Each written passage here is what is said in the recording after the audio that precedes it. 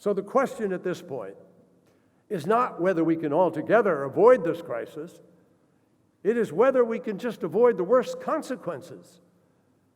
That is the grim choice that we have left ourselves because of procrastination, disinformation, fear, distortion, even lies.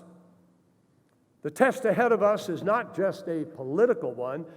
It's not a diplomatic challenge alone.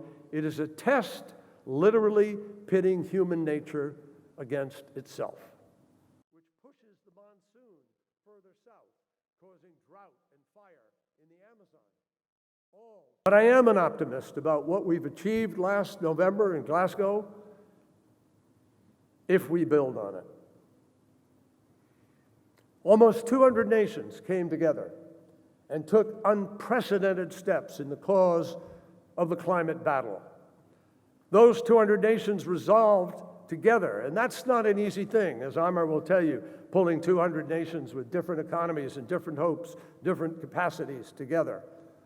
But they agreed to pursue efforts to limit the Earth's warming to 1.5 degrees Celsius, and agreed that that would require reducing greenhouse gas emissions by a minimum of 45% by 2030 and achieving net zero emissions by 2050.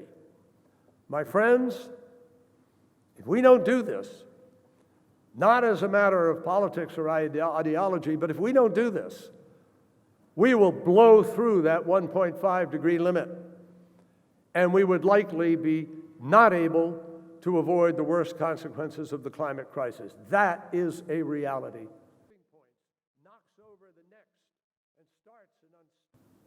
We know the sea level rise predicted to occur by the end of the century.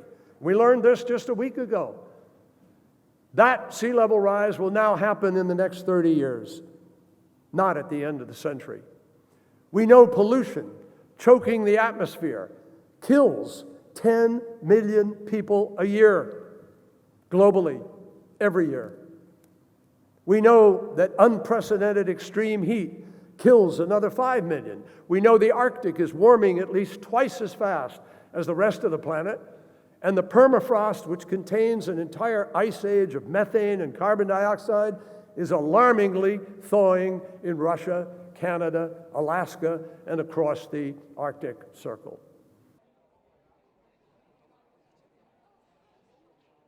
Well, consider what we know about the costs of inaction. We know that last year in the United States alone, extreme weather took almost 700 lives and cost more than $145 billion in damages. Just the U.S.